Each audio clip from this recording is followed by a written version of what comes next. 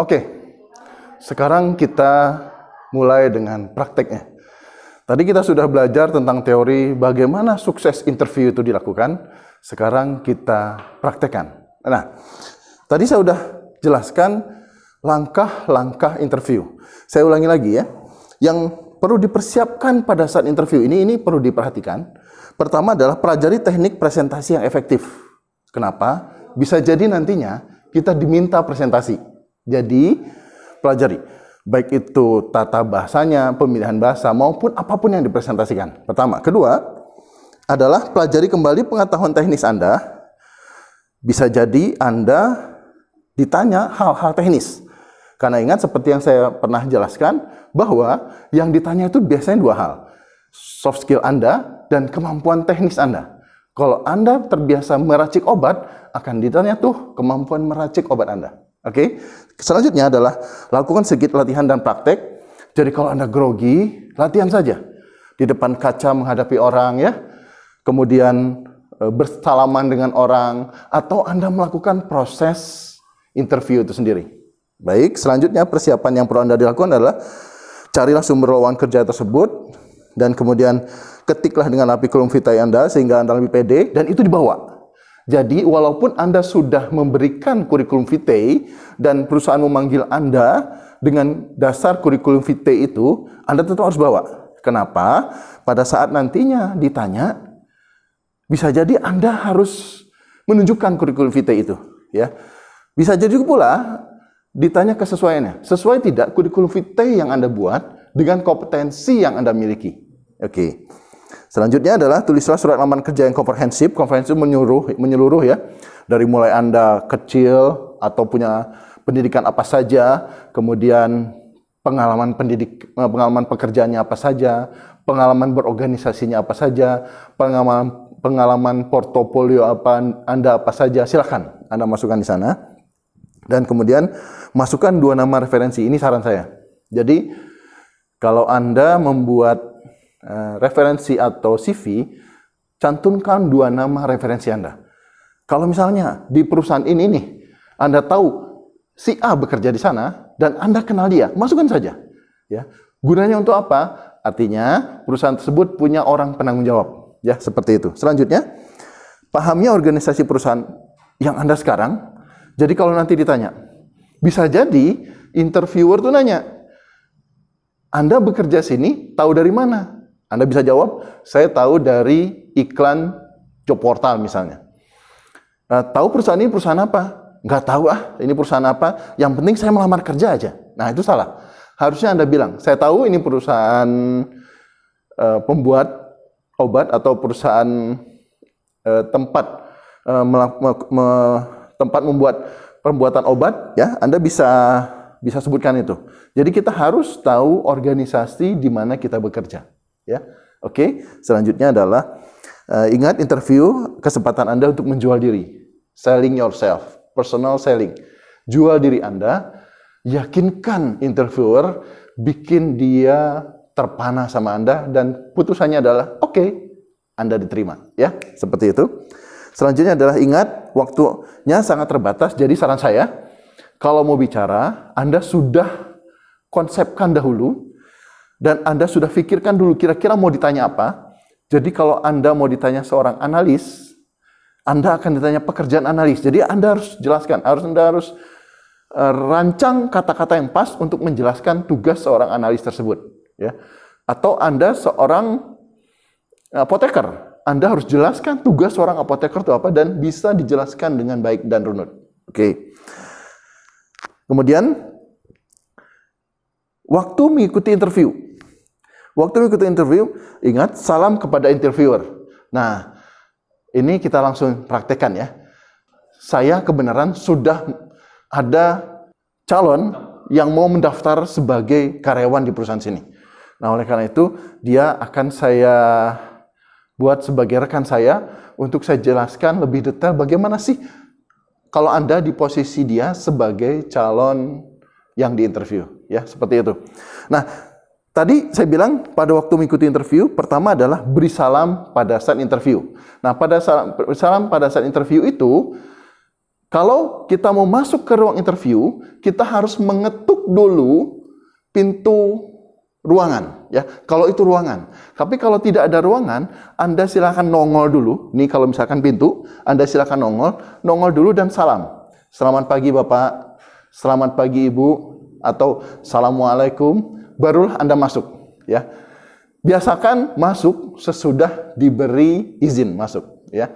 Contoh misalkan kita ini ruangan yang ada pintunya, ya. Jadi calon yang akan diinterview itu akan mengetuk dulu. Ingat, ketuk dulu, kemudian buka dulu pintunya dan nongol dulu badannya. Badan nongol. Bilang Assalamualaikum atau selamat siang atau selamat sore. Silahkan memunculkan diri dulu dan baru masuk ke dalam, ya, seperti itu. Oke, kita coba ya. Baik. Nah, kebenaran ini sudah ada calon yang diinterviewnya, Mas Eka Damang. Sehat? Alhamdulillah sehat. Baik. Beliau ini yang akan menginterview, yang akan saya interview maksud saya, yang akan saya interview dan saya interviewernya. Dan beliau kita anggap sebagai orang yang sedang mencari kerja. Okay. Ini ruangan tertutup dan ada pintunya. Jadi nanti Kang Eka akan mengetuk pintu tersebut dan kemudian membuka sedikit pintunya, kemudian dia salam, baru saya jawab, ya, seperti itu. Sip, coba bisa dicontohkan Kang Eka? Saya tunggu di sini ya. Tok tok tok. Ya. Selamat siang Pak. Siang, silakan masuk. Oke. Pak, saya Eka. Ya, saya Yuswan. Oke, terima kasih. Stop. Nah, ini kawan-kawan semua. Tadi pada saat masuk, Kang Eka ini mengetok dulu pintu, kemudian dia tidak langsung masuk, tapi membuka dulu pintu, kemudian dia memberi salam. Dan saya sebagai interviewer menjawab dulu. Selamat siang, dan silakan masuk. Kemudian Kang Eka langsung berdiri tegak di sana, menyodorkan tangannya untuk salaman. Ya, coba sodorkan lagi tangannya. Pak Eka. Nah, Yuswan, seperti ini. Oke, jangan langsung duduk ya. Biasakan itu jangan langsung duduk. Oke, terima kasih Pak Eka. Oke. Mas Eka. Oke, Kak Eka, silakan duduk. Terima kasih Pak. Ya. Nah, kawan-kawan jangan duduk dulu ya. Kalau interviewer jangan menyilahkan duduk. Jadi biasakan kita duduk setelah dipersilahkan duduk. Silakan duduk seperti apa. Tapi kalau misalkan interviewernya nggak nyilahkan duduk seperti apa? Anda jangan duduk duluan. Anda menunggu yang interviewer duduk, barulah Anda duduk. Contoh misalnya, kalau saya mempersilahkan, silakan duduk. Nah, duduk. Kemudian saya duduk. Kami duduk berdua, tapi ada juga yang tidak mempersilahkan duduk. Coba kita berdiri lagi. Misalkan, apakah misalkan saya nggak menyarankan duduk? Apakah Anda berdiri saja? Tidak kan? Tentu. Saya duduk dulu, barulah Anda duduk. Seperti itu. Oke? Itu etikanya, ya. Seperti itu. Baik. Selanjutnya, sekarang zamannya social distancing nih, ya. Jadi Anda pun harus melakukan proses social distancing, ya. 1 meter sampai dengan 2 meter, betul? Nah, ini adalah jarak yang aman untuk kita berkomunikasi, ya. Kalau misalkan memang Anda harus memakai masker, silakan saja. Tetapi kalau tidak pun nggak apa-apa.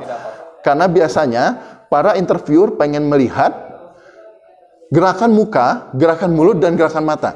Jadi saran saya, maskernya dibuka dulu aja. Seperti itu. Makanya interviewer, mereka pun membuka masker, ya, seperti itu. Biasanya di depan atau dimanapun, itu sudah disediakan hand sanitizer. Atau apa saja, sudah ada seperti itu. Atau biasanya di meja interviewer, itu sudah ada hand sanitizer, ya. Seperti itu. Oke? Itu. Kemudian, nah, sekarang bagaimana sikap Anda sebagai seorang yang di-interview, ya? Di kondisi seperti ini, pasti Anda tegang. Merasa tegang nggak, Kang Eka? Tegang banget. Tegang banget ya? Apalagi baru bertemu orang ya, galak lagi. Kebenaran aja saya trainer dan saya pernah jadi direktur HRD. Tetapi, kalau yang aslinya tuh menegangkan sekali. Nah, apa yang dilakukan? Seperti yang saya pernah ajarkan adalah, lakukanlah ice breaking. Ice breaking adalah memecah kebekuan antara kita berdua. Contohnya misalnya adalah Kang Eka, terima kasih Pak sudah dipersilahkan duduk. Ya, seperti itu. Bapak bisa bilang seperti itu, Kang Eka bisa bilang begitu. Atau Kang Eka bisa mengatakan, Pak, saya boleh naruh tangan di atas atau di bawah. Oh, gitu. Boleh-boleh saja, Boleh. ya.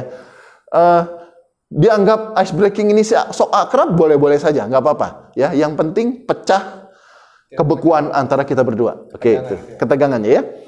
Yang ketiga, setelah kita merasa nyaman, buatlah diri Anda comfortable. Artinya nyaman ya. Kalau perlu mintalah segelas air putih kalau ada. Kalau misalkan itu memungkinkan. Jadi misalnya gini, Pak, boleh minta air minum. iya, bisa. Anda bisa bilang seperti itu, ya, seperti itu. Coba Kang Eka, kita mulai dari yang dua tadi. Anda mencoba melakukan ice breaking dan Anda sudah merasa comfortable dan terserah mau minta air atau apa. Coba kan. Oke. Terima kasih Pak untuk mempersilakan saya duduk. Oke. Tangan saya boleh di bawah atau di atas sebaiknya Pak? Oh, baiknya di bawah saja ya, nggak apa-apa ya, seperti itu.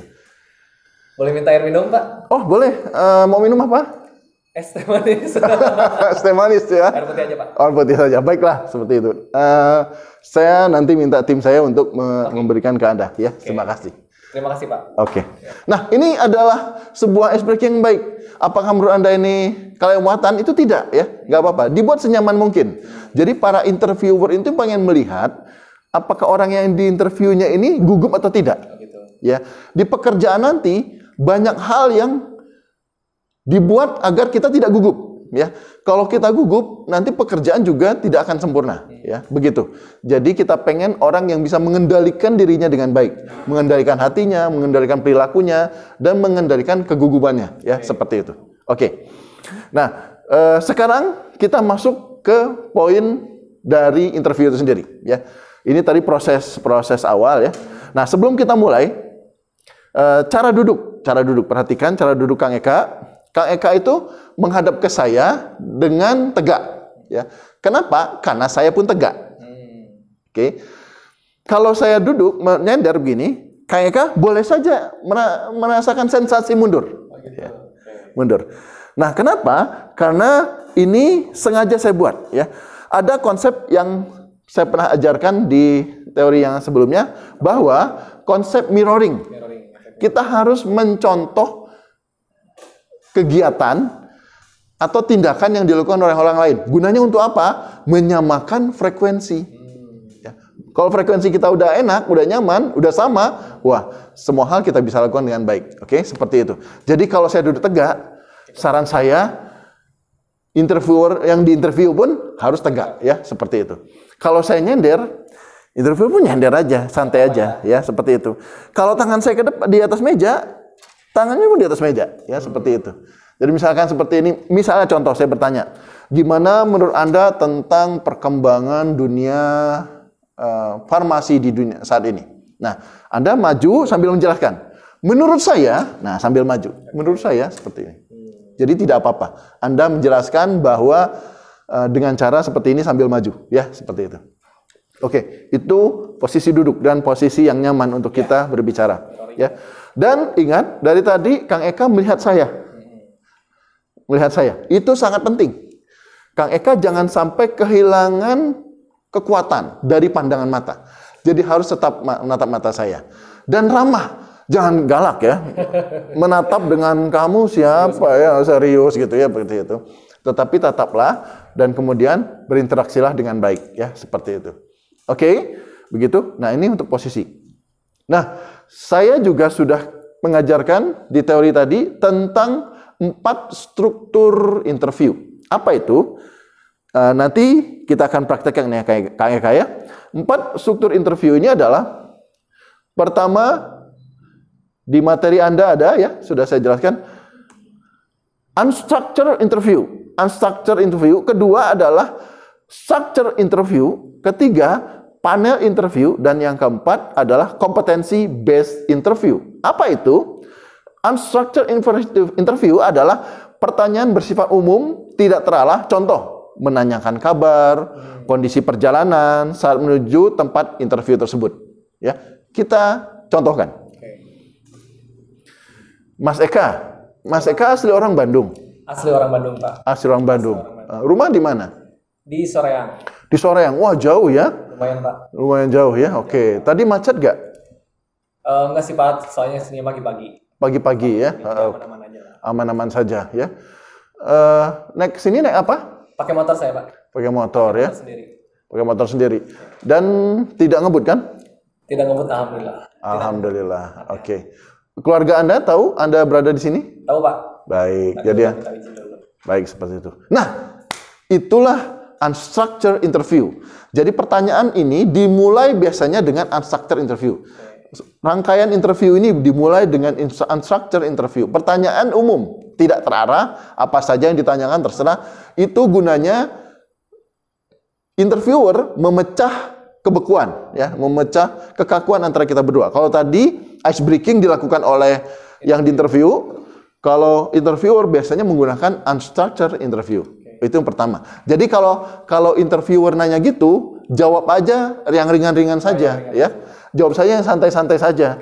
Misalkan dia nanya, orang Bandung. Ya, saya orang Bandung, tapi aslinya bukan orang Bandung.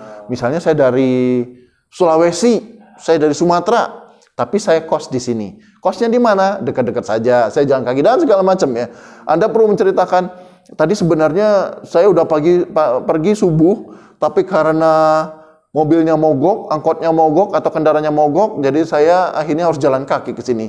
Nah, nggak apa-apa menyampaikan seperti itu. Apakah itu penting? Memang nggak penting sebenarnya, tetapi perlu disampaikan untuk agar sang interviewer ini terpecah kebekuannya, ya, seperti itu. Pertama itu. Kedua adalah structure interview. Structure interview adalah pertanyaan standar, terarah. Contoh, data pribadi, pendidikan, pengalaman, keahlian, kompetensi, kemudian pernah pelatihan apa saja, pernah mengikuti proyek apa saja, pernah melakukan kegiatan apa saja, itu pasti ditanyakan, ya, seperti itu. Kita contohkan. Ini yang kedua, structure interview. Baik, Kang Eka, sudah tahu ini perusahaan apa? Sudah tahu, Pak? Baik, ya. Apa yang Kang Eka tahu tentang perusahaan ini? Perusahaan ini ya pembuat obat. Baik. Pembuat obat, terutama di obat pusing kepala. Baik. Ya makanya saya juga mendalami di situ juga, Pak. Bukan karena Kang Eka sering pusing kepala? Bukan karena saya sering, keluarga mungkin yang sering pusing kepala, jadi saya pengen kesini. Oke. Tapi pendidikan Kang Eka relevan dengan pekerjaan ini. Relevan dengan pekerjaan ini. Oke, ya. Kang Eka pernah punya pengalaman sebelumnya di perusahaan pembuat obat? Belum, Pak. Belum pernah. Sekarang. Baik. Tetapi tahu cara buat obat sakit kepala? Tahu, Pak. Oke. Bisa sebutkan komposisinya? Satu antibiotik. Oke. Kedua macam dan yang lainnya, Pak. Baik. Sip. Kan ini adalah contoh ya. Karena Kang Eka memang bukan di lulusan farmasi ya, seperti itu. Tetapi yang ditanyakan hal teknis. Jadi jangan Anda jawab juga bla bla bla bla bla bla gitu ya. Anda jawab yang sedetailnya. Anda tahu cara membuat prosesnya? Oh, tahu banget. Saya perlu siapkan ini, siapkan ini, siapkan ini, siapkan ini, kemudian diracik. Setelah diracik kemudian dibuat menjadi bentuk obat dan sebagainya, kemudian dikemas dan sebagainya macamnya. Seperti itu. Gitu. Nah, itulah menunjukkan kompetensi, ya. Kalau kompetensi membuat rumah beda lagi. Jadi, semua kompetensi pasti akan ditanyakan di structure interview. Nah, pertanyaan ini pasti ditanyakan. Ini yang harus Anda tahu, pasti ditanyakan. Structure interview itu pasti ditanyakan. Jadi, Anda harus merangkai kata-kata yang pas. Tadi di awal saya ceritakan, ingat, jawaban harus sesingkat mungkin karena waktu tidak banyak, ya. Jadi Anda harus sudah siapkan. Pasti Anda akan ditanya, menurut Anda gimana cara buat obat ini?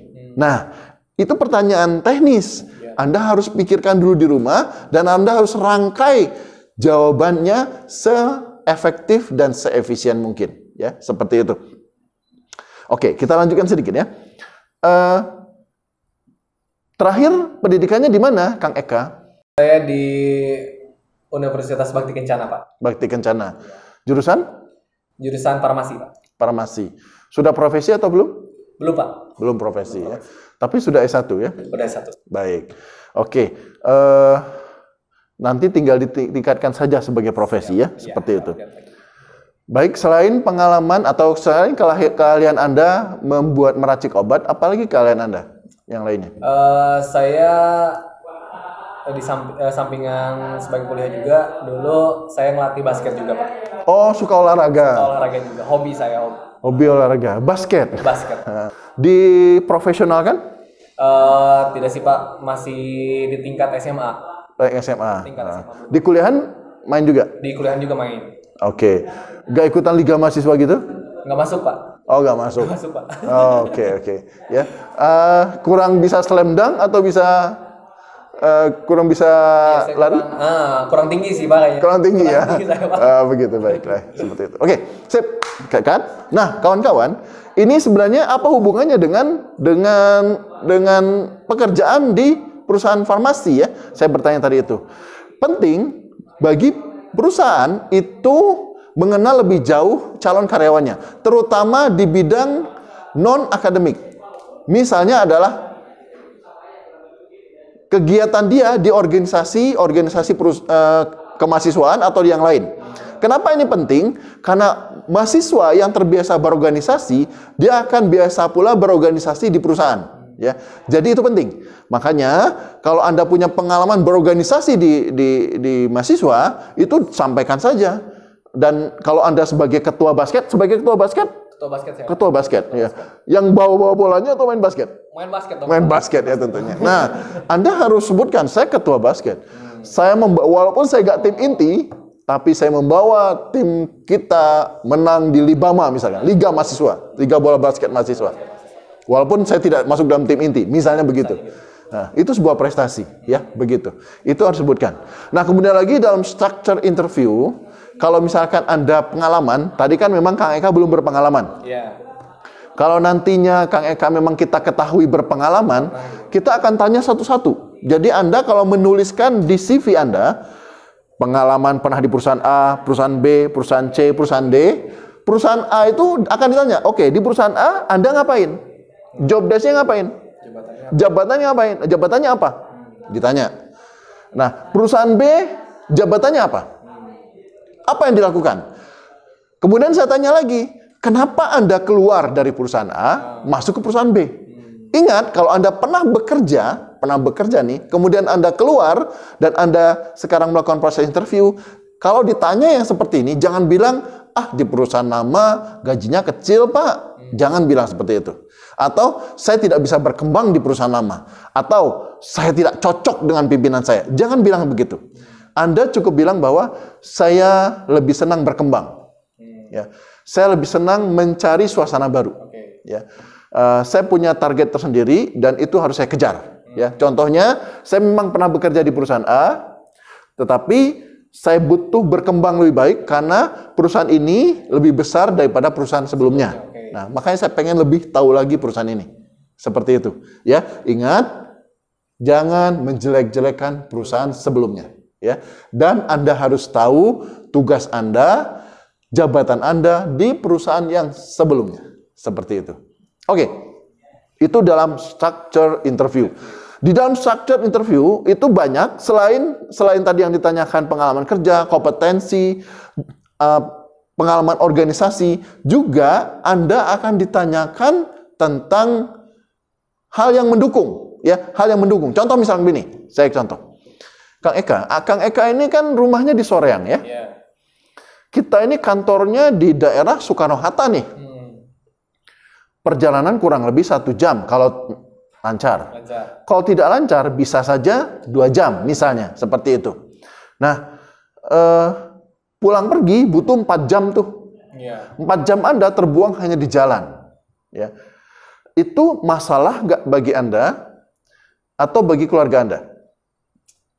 Mungkin masalah buat saya sendiri. Baik. Tapi jika kerjaan bisa didesain sedemikian rupa, mungkin kerjaan juga bisa terhandle walaupun terbuang 4 jam di perjalanan. Baik, oke. Kalau misalkan hujan petir geledek di jalanan, seperti apa? Ya mungkin satu, diam dulu lah ya, nggak bakal langsung pulang, misalnya cari aman dulu, istirahat dulu. Kalau misalnya udah reda ya mau gimana lagi kan, itu situasinya seperti itu ya, kita ngikutin situasi aja kayak gimana. Anda harus memilih tetap bekerja atau tidak bekerja hari itu di hujan geledek besar gitu. Mungkin yang pertama saya akan ngasih konfirmasi dulu ke kantor. Kalau misalnya keadaan jalan seperti itu, kalau mau mungkin ke kantor, mungkin saya akan pergi ke kantor tetap. Tetap ke kantor. Ke kantor. Baik.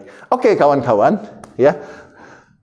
Tadi saya tanya ke Kang Eka adalah motivasi dia menghadapi situasi yang sulit. Ya. Tidak selamanya kita di situasi yang nyaman, yang normal-normal saja. Betul tidak? Nah, bisa jadi kita dihadapkan posisi atau kondisi yang tidak normal. Hujan, petir, banjir ya. Dari Soreang misalnya ya. Saya tidak bilang kabupaten sering banjir ya. Tapi sering banjir.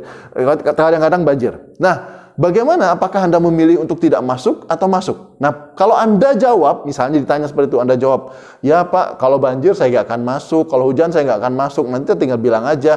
Nah, itu akan membuat kita tidak terlalu yakin karyawan ini punya motivasi kuat atau tidak dalam bekerjanya, ya. Jadi Anda harus jawab, hujan, puter, geledek gimana pun, saya akan tetap masuk. Walaupun terlambat saya akan masuk, gitu. Walaupun banjir saya akan masuk, ya. Kenapa? Itulah motivasi kuat untuk tetap masuk, ya. Perusahaan pengen karyawannya tetap masuk kerja, tetap produktif, apapun itu. Nah, oleh karena itu banyak kendala bisa dihadapi. Seperti itu, oke? Begitu. Kemudian pertanyaan selanjutnya nih, ada lagi di structure interview. Ya, kita kasih gambar. Kang Eka. Kang Eka sudah belum pernah bekerja kan? Belum, Pak. Di dunia bekerja itu kadang-kadang ada konflik pekerjaan. Ada kesulitan dalam menghadapi rekan kerja. Ada masalah-masalah yang harus diselesaikan. Dan kadang-kadang itu membuat Anda sendiri stres, Anda sendiri kurang nyaman dengan rekan kerja atau yang lainnya.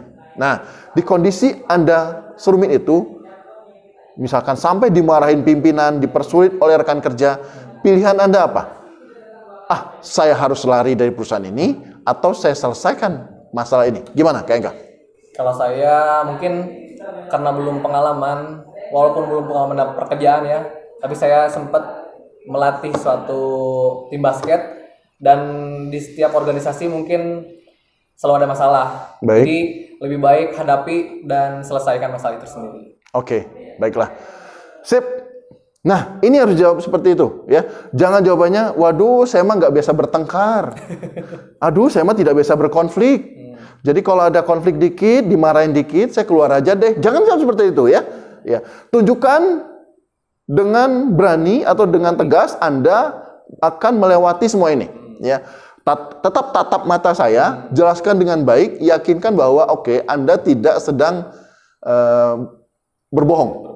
Tapi Anda memang betul-betul meyakinkan diri Anda bahwa apapun masalah di perusahaan ini saya akan hadapi.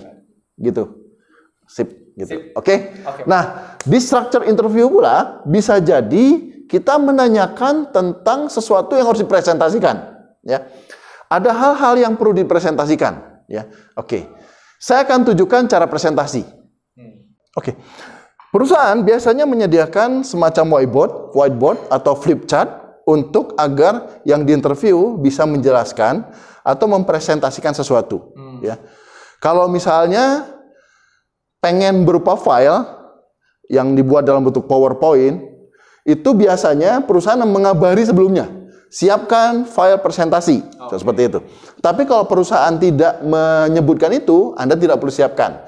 Biasanya dia siapkan flip chart atau whiteboard, ya, begitu. Nah, saya kasih contoh bagaimana Anda presentasi. Misalnya Anda diminta untuk menjelaskan cara pembuatan obat, ya, misalnya. Nah, Anda usahakan dalam presentasi itu, seperti yang saya pernah sampaikan di teori, jangan menceritakan dengan tertulis. Misalnya nih, tertulis seperti ini. Pertama, siapkan bahan baku. Kedua, siapkan alat bantu. Nah, usahakan ini dihindari. Tidak semua orang bisa baca tulisan Anda, ya. Apalagi Anda kan calon-calon apoteker. Apoteker itu kan biasanya tulisannya agak sulit dibaca. Nah, jadi saran saya Anda buat dalam bentuk diagram, flow diagram, ya. Pertama adalah bahan baku. Saya persiapkan bahan baku. Setelah itu bahan baku diproses. Misalkan proses mixing. di mixing atau pencampuran. Nah, apa yang perlu disediakan? Ini butuh alat mixing. Contoh seperti itu. Hasilnya ini menjadi campuran obat. Campuran obat, ya. Campuran obat ini kemudian dibentuk jadi obat. Nah, seperti itu. Ya. Jadi dibuat ke seperti ini. Jangan dibuat ke tulisan-tulisan yang seperti tadi, ya. Seperti itu. Bisa ya kawan-kawan ya. Jadi dibuat seperti ini sehingga kita mudah dan lebih terarah dalam presentasi. Begitu kalau kita presentasi. Oke? Oke, Kang Eka, kita masih di interview ya. Oke, masih. Baik. Nah, itu tadi di dalam structure interview. Ingat, di dalam proses structure interview ini Anda akan ditanya hal-hal teknis, Anda akan ditanya pengalaman Anda baik di mahasiswa maupun di pekerjaan, Anda akan ditanya tentang job desk Anda waktu sebelum bekerja dan kenapa Anda keluar. Kemudian Anda juga akan ditanya tentang bagaimana menghadapi masalah kalau itu Anda mengalami hambatan sebelum berangkat bekerja, dan juga Anda ditanya bagaimana Anda menghadapi teman-teman atau pimpinan yang membuat Anda berkonflik, ya, seperti itu. Intinya Anda harus jawab setegar mungkin dan sekuat mungkin, walaupun itu hanya untuk meyakinkan, ya, seperti itu. Karena biasanya kita lihat kalau Anda menjawab misalkan, saya berani kok Pak menghadapi orang lain, tapi tak sambil tidak pede gitu ya, menunduk atau segala macamnya, itu membuat Anda tidak meyakinkan, ya, begitu. Oke, sip. Baik. Kemudian tahapan ketiga adalah dalam interview ini panel interview. Apa itu panel interview? Panel interview itu adalah bentuk diskusi atau observasi silang seperti menguji dan membandingkan dengan peserta lain. Contoh begini, saya bisa saja memanggil rekan Kang Eka. Misalnya nih, saya mau untuk posisi Kang Eka, saya panggil 4 orang, ya, 4 orang. Dari 4 orang ini saya panggil barengan semuanya, bisa saja. Nah, saya ajukan satu pertanyaan ke 4 orang ini, ya, masing-masing silakan menjawab. Silakan Mas menjawab. Saya akan bandingkan tuh jawaban satu dengan yang lainnya, ya. Itu kalau diuji secara diskusi, ya. Tetapi saya bisa juga dalam panel interview ini uji silang. Contoh begini, saya tidak perlu memanggil rekan-rekan lainnya, tapi cukup Anda saja. Tapi saya coba bandingkan jawaban Anda dengan jawaban yang lainnya. Kita kasih contoh ya. Pertanyaan gini. Anda pernah jadi pimpinan, Kang Eka? Pernah, Pak. Pernah jadi pimpinan. Menurut Kang Eka, apa sih itu kepemimpinan? Kalau menurut saya kepemimpinan itu adalah orang yang bertanggung jawab atas pekerjaan orang lain yang satu sama lain bekerja sama untuk mencapai tujuan bersama juga. Baik, oke. Sebelumnya saya pernah nanya ke peserta yang lain, ya, yang calon yang diinterview yang lain, ya. Dia menjawab seperti ini. Kepemimpinan adalah proses mempengaruhi orang lain dalam mencapai sasaran. Menurut Anda sama atau berbeda itu? Sama, Pak, itu sama. Sama. Karena tujuannya sama untuk mencapai hasil yang optimal bersama gitu. Oke. Sasaran tim. Sasaran tim. Baik, ya. Dan untuk mempengaruhi itu perlu tanggung jawab yang kuat. Tanggung jawab yang kuat. Agar sasaran tercapai. Oke. Nah, itu contoh panel interview, ya. Panel interview itu membandingkan. Jadi kalau saya sudah menginterview Kang Eka, kemudian saya interview lagi Kang Eki, saya interview lagi Kang Eko, interview lagi Kang Eke, ya, seperti itu. Nah, saya tanya pertanyaan yang sama, kemudian jawabannya beda-beda, saya akan lempar-lempar seperti itu, ya, begitu. Bisa ditemukan dalam satu ruangan atau beda ruangan, ya, artinya beda waktu, ya, begitu. Itu panel interview. Bukan hanya contoh yang tadi itu, tapi contoh juga misalnya mengolah obat atau meracik obat. Menurut Anda gimana nih meracik obat? Anda bercerita begini, ya. Nanti saya akan bilang lagi menurut jawaban yang lain begini-begini. Nah, Anda harus jawab, oh sama saja Pak, sebenarnya intinya begini, karena itu tuh membuat obat. Sebenarnya intinya memimpin itu adalah mengendalikan sasaran tercapai. Nah, dan kita harus bertanggung jawab penuh dalam pengendalian sasaran itu. Itu intinya. Jadi cari hal yang sama, ya, bisa dipahami. Nah, setelah unstructured interview, kemudian structured interview, kemudian panel interview, kita masuk ke competency based interview. Competency based interview adalah interview yang menggali kompetensi calon dengan memfokuskan pada kemampuan calon mengatasi persoalan secara sistematis. Cara berpikir yang sistematis, realistis, dan problem solving dan decision making. Ya, seperti itu. Nah, saya kasih contoh. Ya, Pak. Saya pengen tahu, Kang Eka, cara membuat obat. Ya. Bisa nggak menjelaskan secara sistematis ke saya? Silakan Kang Eka. Bisa, Pak. Gimana? Yang pertama itu, kalau secara ini itu proses cari bahan dulu. Yang pertama bahan dulu. Oke. Yang kedua di mixing atau dicampur bahan tersebut. Terus yang terakhir itu dibikin bentuk obatnya. Oke. Ya. Secara garis besar seperti itulah ya. Seperti itu, secara garis besar. Oke. Kalau misalkan Kang Eka harus menjelaskan secara gambar bisa? Bisa, Pak. Oke. Nah, ini kawan-kawan kalau diminta oleh interviewer untuk menjelaskan sesuatu, apalagi itu sistematis, Anda harus jelaskan dengan menggunakan flip chart atau whiteboard. Misalkan tidak ada, Anda minta saja, ya. Tapi biasanya perusahaan menyediakan itu, ya, seperti itu. Jadi Anda jelaskan itu dan Anda ceritakan dari mulai awal sampai dengan akhir, ya, begitu. Pada saat interview, bisa jadi Kang Eka ditanya tentang masalah yang sering terjadi di perusahaan ini. Ya. Dan Kang Eka ditanya bagaimana solusinya terhadap permasalahan tersebut. Ya.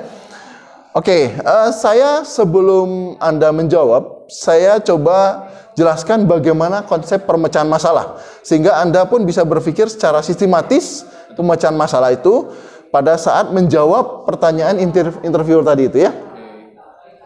Pertama, masalah itu sendiri adalah kondisi standar ya, yang tidak sama dengan kondisi aktual. Oke. Standar tidak sama dengan aktual. Standar biasanya ada di beberapa perusahaan, pasti ada. Standar pembuatan obat pusing, standar pembuatan obat sakit paru-paru, standar pembuatan obat pegelinu, pasti ada standarnya, betul? Nah, racikannya juga ada standarnya, kadarnya juga ada standarnya, pasti ada itu ya. Nah, masalahnya ada aktual yang tidak sama dengan standar. Kalau terjadi kan bahaya kan? Aktual yang dilakukan oleh para peracik obat berbeda dengan standar. Nah, bisa jadi obat itu obat yang salah, ya, begitu. Nah, bagaimana itu bisa Anda atasi di sini? Misalkan sang interviewer ini menanyakan kondisi itu pada Anda.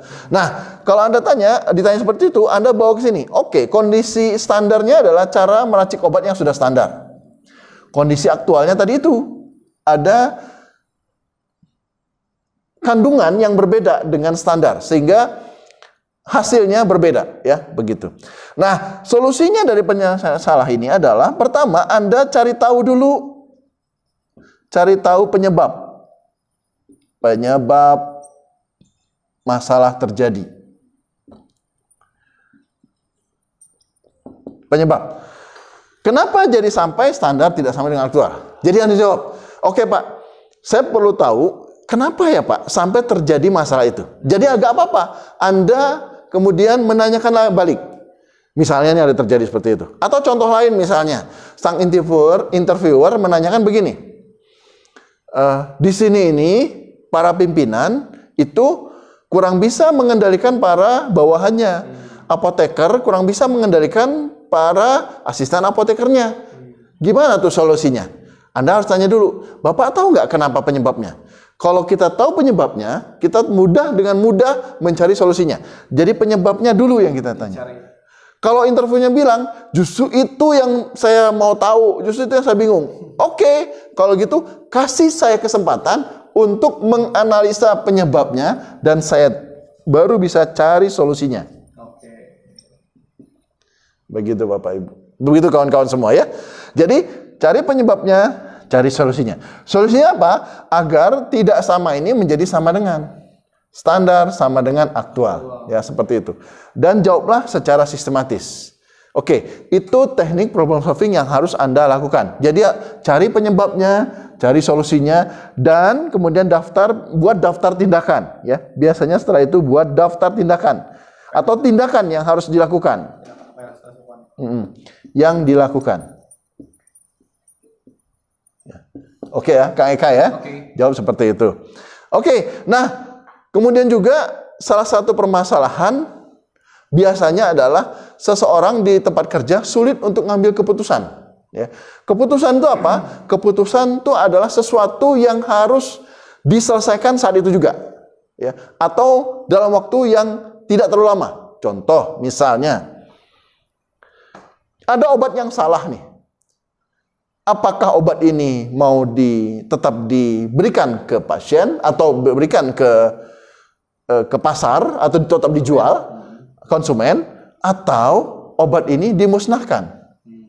Oke. Kira-kira Kang Eka kalau ditanya seperti itu jawabannya apa Kang Eka? Kalau misalnya itu obatnya agak riskan untuk dipasarkan ya jangan berarti. Oke. Jawaban ini harus cepat ya. Kalau misalkan Kang Eka jawab, aduh saya susah menjawabnya. Saya butuh waktu 2 minggu deh untuk menjawabnya. Itu terlalu lama ya. Terlalu lama. Harusnya sesegera mungkin karena obat itu harus segera diputuskan. Kalau mau dimusnahkan, musnahkan. Kalau mau masih toleransi, berikan saja ke konsumen, lakukan itu. Seperti itu. Yang terpenting adalah keputusannya harus cepat. Begitu. Oke. Dan interviewer biasanya memberikan beberapa kasus-kasus untuk pengambilan keputusan ini. Jadi yang penting dari pengambilan keputusan itu adalah ambil keputusan yang baik dan segera. Jangan Anda bingung dan jangan ragu. Ya tadi Kang Eka tegas. Kalau obat itu bermasalah, jangan dipasarkan, jangan diberikan ke konsumen. Mending jangan. Itu harus tegas, ya seperti itu. Mungkin pertanyaannya tidak sesimpel itu, tapi yang lebih rumit, ya. Tapi yang terpenting adalah Anda harus bisa ngambil keputusan, karena ini hal yang penting bagi seseorang calon karyawan. Seperti itu. Oke ya. Tadi itu ada 4 structure dari setiap interview ya. Tadi pertama adalah structure interview. Structure interview itu pertanyaan yang tidak fokus pada apa yang mau ditanyakan ya. Pertanyaan bebas apa saja yang membuatnya umum, nyantai dan segala macam. Yang kedua adalah structure interview, pertanyaan yang memang dibutuhkan itu menanyakan kompetensi Anda, pengalaman Anda, dan bagaimana menghadapi banyak hal di perusahaan tersebut. Kemudian yang ketiga adalah panel interview. Panel interview itu mencoba membandingkan dengan jawaban orang lain. Yang keempatnya adalah kompetensi based interview. Jadi ada kompetensi yang mau kita gali yang lebih dalam lagi tentang diri Anda untuk job desk yang disesuaikan. Biasanya perusahaan itu sudah menyiapkan job description untuk setiap jabatan. Nah, untuk menunjang job description tersebut perlu didukung oleh kompetensi yang mendukung, dan kompetensi ini digali pada saat kompetensi based interview tadi itu. Oke, itu 4 structure. Nah, kemudian saya akan memberikan beberapa kiat pada saat interview ya. Kiat pertama adalah saya sudah jelaskan pada teori yang sebelumnya, yaitu jawablah setiap pertanyaan secara baik sesuai dengan pertanyaan untuk memuaskan interview. Jadi cukup jawab apa yang ditanya. Kadang-kadang begini loh. Kadang-kadang begini ya. Saya tanya ke Kang Eka. Kang Eka, bagaimana mengatasi agar Anda jangan terlambat datang kerja? Dan Anda bilang misalkan, saya masih sulit untuk tidak terlambat karena rumah saya masih jauh. Nah, seperti itu. Atau Anda misalkan jawabnya kemana-mana, jalannya jauh, daerah Soreang itu seperti apa, Anda jawab seperti itu, ya. Tidak sesuai dengan apa yang saya tanyakan. Harusnya Anda cukup menjawab bagaimana cara Anda agar tidak terlambat. Kalau pertanyaan ini saya tanyakan ke Kang Eka, gimana jawaban Kang Eka? Pergi sedini hari mungkin. Oke. Lebih pagi. Lebih pagi. Lebih pagi lagi. Ya mungkin itu sih, Pak. Baik. Nah. pergi lebih baik lagi, untuk menghindari kemacetan dan halangan yang terjadi di perjalanan ya, seperti itu. Oke, itu jawaban yang harus sesuai dengan pertanyaan. Ya, begitu. Dan ingat, semua pertanyaan harus dijawab ya, singkat, padat, berisi. Kemudian tips selanjutnya adalah bersikaplah komunikatif ya, seperti tadi. Kak ini setiap kali saya ngomong dia memberikan respon yang baik ya. Oke, baik Pak, ya saya setuju itu Pak, ya seperti itu ya. Jadi jangan diam. Kalau ditanya baru jawab, jangan seperti itu ya. Tapi harus aktif. Oke Pak, baik. Walaupun kadang-kadang kita nggak ngerti gitu ya, tetapi cobalah untuk baik. Saya paham Pak, baik, oke, seperti itu ya. Oke, itu komunikatif dan aktif ya. Kemudian juga presentasikan diri saudara dan bikin ini adalah selling yourself, jual diri. Personal selling. Jadi buat Anda memang orang yang profesional, ya seperti itu. Dan arahkan interviewer ke topik yang saudara kuasai dan pahami dengan baik sebagai strong point saudara. Ya. Jadi apapun jawaban Anda, kalau waktu menjelaskan secara panjang, arahkan ke jawaban yang memang Anda kuasai. Ya, Anda kuasai. Misalnya Anda menguasai cara mixing obat. Anda kurang memahami bahan baku obat. Nah, Anda boleh membahas sedikit tentang bahan baku, tapi Anda boleh berlama-lama di mixing obat dan bikin orang itu yakin dengan kemampuan Anda, ya. Contoh seperti itu. Begitu. Kemudian tips lainnya adalah membaca arah pikiran dan pertanyaan interviewer. Jadi misalkan saya begini, saya punya masalah tadi itu. Masalah adalah aktual tidak sama dengan standar. Aktualnya mencampur obatnya salah. Standarnya juga mencampur salah dengan standar, ya. Seperti itu. Nah, gimana cara mengatasinya? Pada saat saya bertanya seperti ini, Anda harus sudah mulai memahami. Anda sudah mulai paham, oh kayaknya ini gimana solusinya untuk menyelesaikan masalah. Dan kasusnya adalah salah mixing obat misalnya, atau salah komposisi zatnya ya, seperti itu. Anda harus coba bisa membaca pemikiran seseorang, sehingga apa? Pada saat orang itu menjawab, pada saat Anda menjawab, itu sudah langsung Anda jawab ya. Ada kadang-kadang begini, orang yang diinterviewnya itu ada jeda. Dia jeda diam dulu, malah kadang-kadang lama. Nah, ini sang interviewer berpikir, ini orang bisa jawab gak ya? Atau bingung gak ya dengan pertanyaannya? Nah, seperti itu. Nah, diharapkan nantinya Anda tidak begitu. Kalau ada pertanyaan, langsung jawab. Makanya sebelum dia selesai bertanya, harus Anda baca dulu arah pertanyaannya. Ya, seperti itu. Ada teknik, kalau Anda memang bingung menjawab, Anda bisa mengulang pertanyaannya. Contoh begini, bagaimana cara Anda mengatasi masalah salah pencampuran obat? Nah, saya tanya begitu, Anda jawabnya begini, oke, Bapak bertanya pada saya tentang salah ya Pak ya, salah pencampuran obat. Baik Pak, itu memang sering terjadi Pak di banyak perusahaan. Ya. Nah, cara mengatasinya adalah, baru Anda ceritakan. Lihat tuh, ada jeda dulu. Ada jeda dulu, Anda mengulang pertanyaan. Oke, Bapak pengen bertanya tentang di sini ada terjadi masalah tentang pencampuran obat. Itu sebenarnya yang Anda lakukan sambil berpikir. Ini jawabannya kira-kira kemana nih gitu ya. Nah, kalau Anda sudah jawab dengan udah yakin jawabannya, Anda jawab dengan baik seperti itu. Oke, gitu. Itu tips yang dilakukan. Nah, kemudian gunakan teknik 1Q 3A. 1Q 3A. Ya. Apa itu 1Q 3A? 1 question, 3 jawaban. 3 jawaban ya, 3 answer. 3 answer ya. 1 question, 3 answer ya. Artinya apa? Bagaimana contohnya? Saya tanya, menurut Anda bagaimana cara mengatasi agar karyawan itu produktif? Nah, Anda jangan hanya 1 jawaban, tapi 3 jawaban.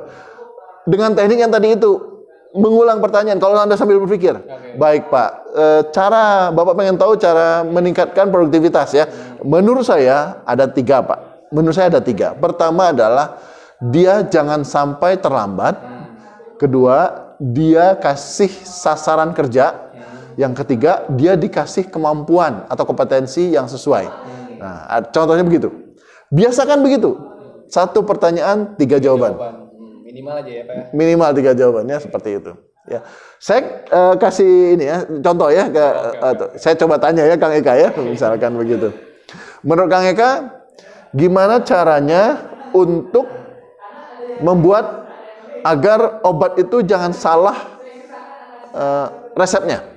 Oke Pak, untuk agar tadi salah ya, agar tidak salah. Betul. Meracik obat tersebut. Yang pertama mungkin ada panduannya. Standarnya ya. Standarnya ada, kita lihat. Kalau misalnya emang benar-benar kita tidak bisa, nggak apa-apa kita lihat aja, ya. Baik. Kedua, kalau misalnya bingung, kita bisa dipandu atau nanya ke teman juga bisa. Bertanya. Sambil bertanya, berdiskusi.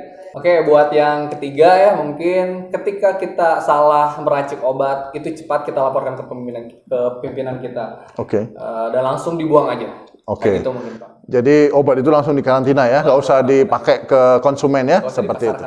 Sip. Itu contoh 1 question 3 answer ya. Biasakan begitu.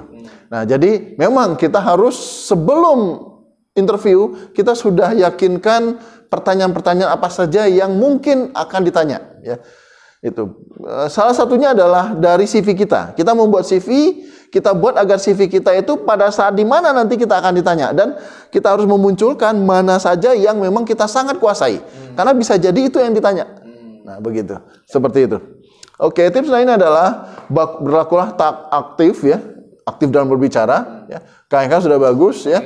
Jangan pendiam, jangan malu-malu ya. Saat ini zamannya milenial. Zaman milenial tuh nggak ada yang malu-malu ya. Seperti itu ya. Harus percaya diri ya, begitu. Kemudian pada waktu bicara lihatlah ke mata interviewer, tatap. Ya, terus kemudian pada saat mencoba problem solving, ceritakan satu pengalaman yang paling menyenangkan saudara dan satu pengalaman yang paling tidak menyenangkan. Nah, ini penting. Jadi misalkan saya tanya, pernah nggak datang terlambat? Pernah. Pernah ya. Kenapa tuh datang terlambat? Ya mungkin kebanyakan ya, untuk jaraknya jauh dari rumah terus di jalannya macet, seperti itu sih biasanya itu ya. Oke. Masalah standar terlambat tuh seperti itu. Nah, biasakan di kondisi seperti ini, nah karena jalannya jauh, jalan macet dan segala macam, akhirnya saya terlambat. Nah, tetapi itu dijadikan pengalaman bagi saya agar saya tidak terlambat lagi. Sehingga sekarang solusi saya berangkat lebih pagi. Kalau biasa jam 5, saya setengah 5 misalnya. Begitu. Ya. Jangan jam 3 pagi ya. Begitu. Contohnya begitu. Oke. Terus pengalaman yang menyenangkan, misalnya saya kalau menyelesaikan masalah itu senang. Contoh saya tanya misalkan, pernah nggak berkonflik dengan pimpinan? Pernah Pak. Pernah. Oke. Menyenangkan atau tidak menyenangkan? Tidak menyenangkan. Tidak menyenangkan. Kenapa tidak menyenangkan? Iya, mungkin untuk sebagian orang mungkin ya, kalau itu menganggap pribadi mungkin bisa sakit hati Pak. Baik. Oke. Menyenangkannya ada nggak?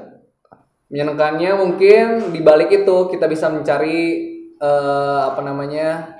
makna di balik masalah tersebut. Baik. Kita mengenal karakter orang ya. Seperti kita sudah tahu DEC, nanti saya akan bahas sedikit. Mengenal karakter. Oh, Bapak ini ternyata orangnya teliti, nggak mau yang hal remeh temeh atau yang apa adanya yang diberikan ke dia. Dia maunya orangnya teliti. Betul. Itu yang kita senangi dari dia, senangi dari proses kita berkonflik dengan pimpinan itu.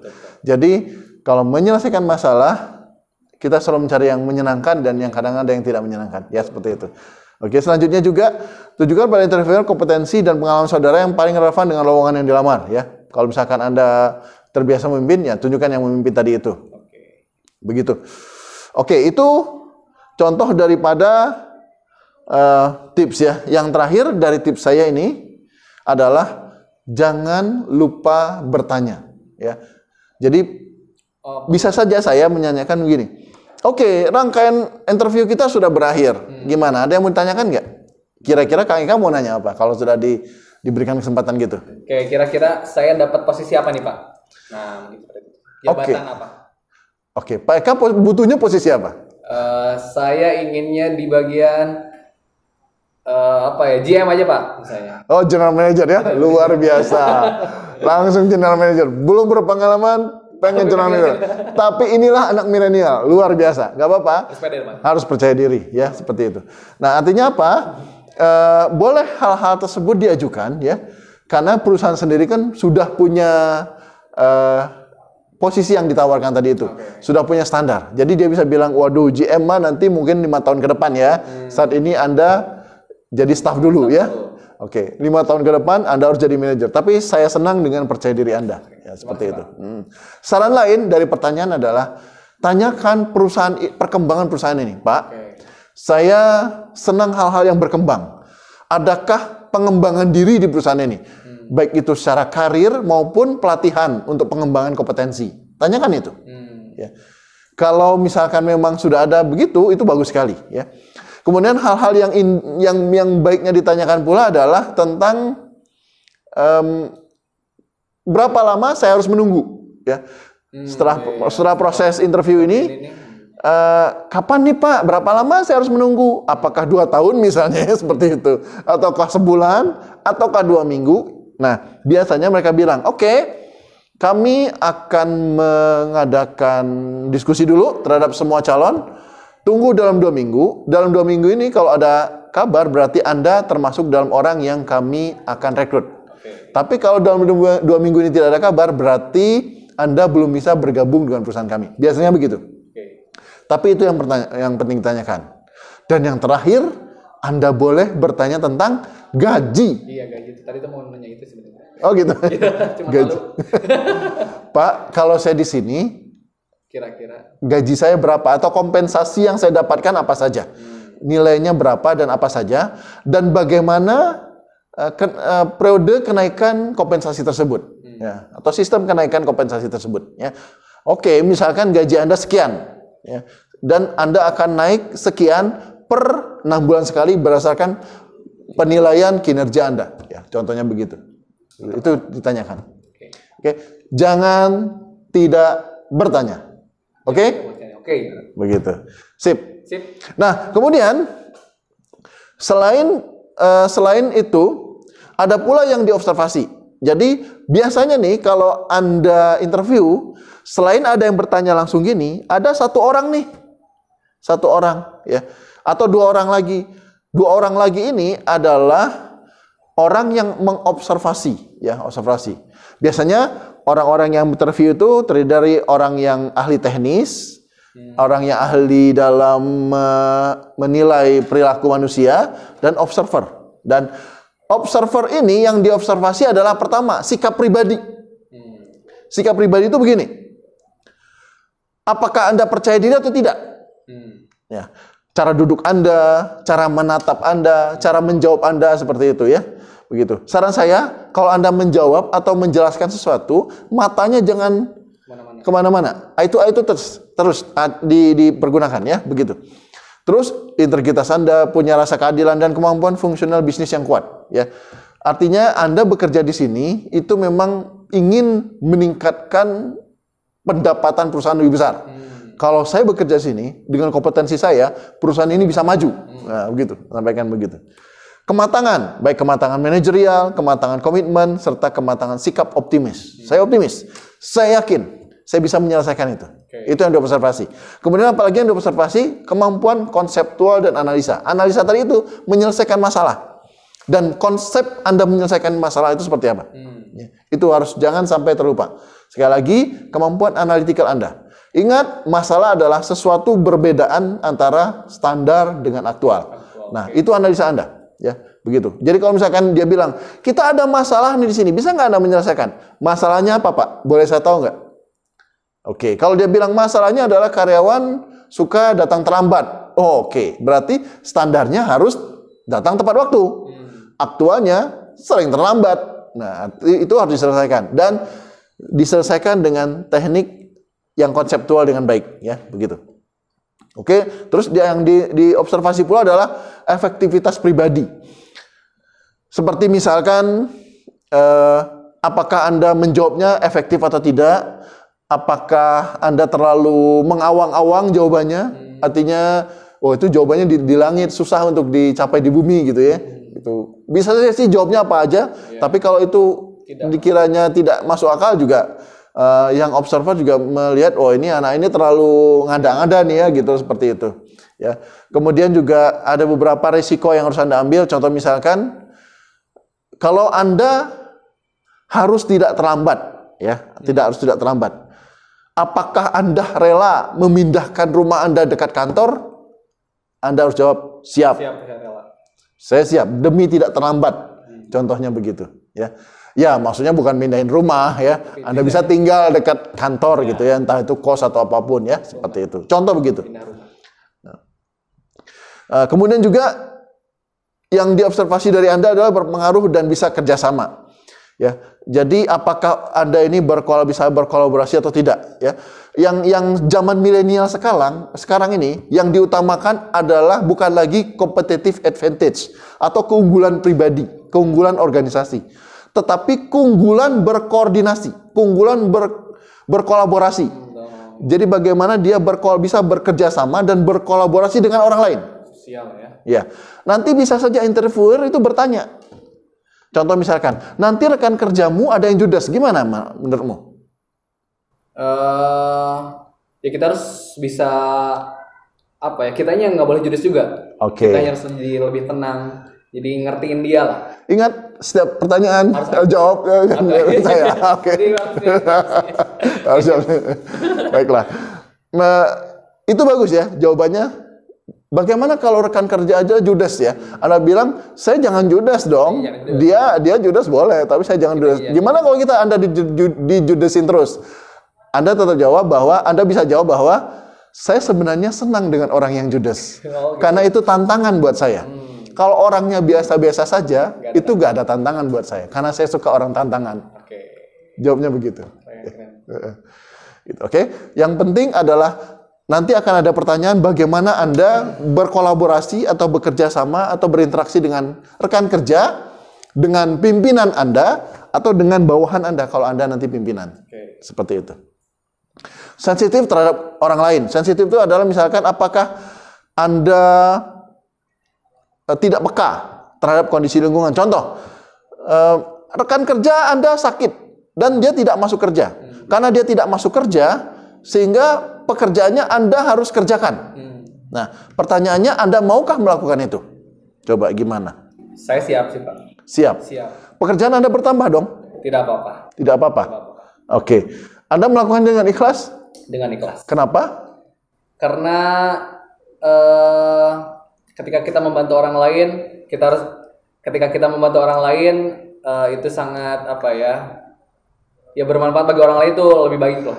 Oke. Dan bisa saja hal itu terjadi pada Anda. Pada Anda sendiri, saya sendiri. Betul ya? Betul. Pada saat Anda sakit, kita tidak bisa menghindari orang sakit, betul tidak? Betul, Pak. Pada saat Anda sakit dan dia melakukan tugas Anda, dia pun akan dengan ikhlas. Kenapa? Karena pada saat dia sakit, Anda mengerjakan pekerjaan dia dengan ikhlas. Betul. Seperti itu. Walaupun tidak mengharapkan balas budi gitu ya. Betul, seperti itu. Oke, itu harus Anda perhatikan agar proses ini berjalan dengan baik. Nah, terakhir dari saya, kita belajar DISC, mengenal karakter orang. Orang dominan, orang influence, orang steadiness, dan orang compliance. Ya. Orang dominan itu biasanya para petinggi perusahaan, ya, para pimpinan-pimpinan perusahaan, para manajer, general manager, direktur, kepala bagian dan sebagainya macamnya, ya, seperti itu.